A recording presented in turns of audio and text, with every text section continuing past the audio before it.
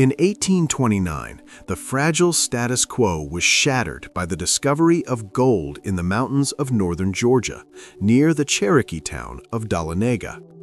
This sparked the first major gold rush in American history.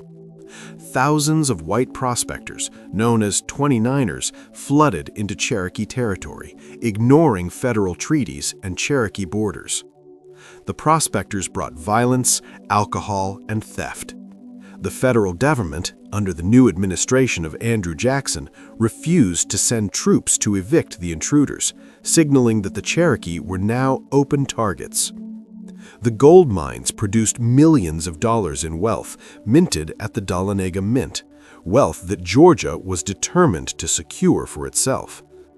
The state passed laws confiscating the mines and prohibiting Cherokees from digging for gold on their own land. The election of Andrew Jackson in 1828 marked a turning point. A veteran of the Indian Wars, Jackson rejected the idea that tribes were sovereign nations. He viewed them as subjects who must submit to state laws or move west. In 1830, he pushed the Indian Removal Act through Congress. It was a fiercely debated bill, opposed by many Northerners and Christian missionaries, passing the House by only 5 votes. The act gave the president the power to negotiate land exchanges with tribes, theoretically voluntarily, but backed by the implicit threat of force.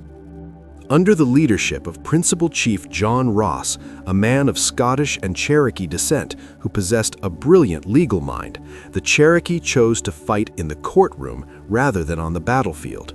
They hired William Wirt, a former U.S. Attorney General, to argue their case before the Supreme Court. The court ruled that it lacked jurisdiction because the Cherokee were not a foreign state, but a domestic dependent nation, a new legal category that acknowledged their sovereignty but placed them under U.S. protection.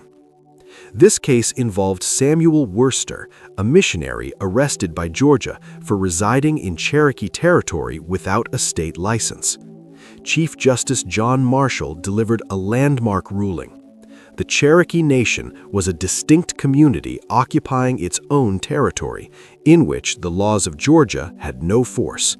The state's actions were unconstitutional. It was a complete legal victory, but in the U.S. political system, the court has no army. President Jackson reportedly remarked, "John Marshall has made his decision, now let him enforce it." While the quote may be apocryphal, the action was real.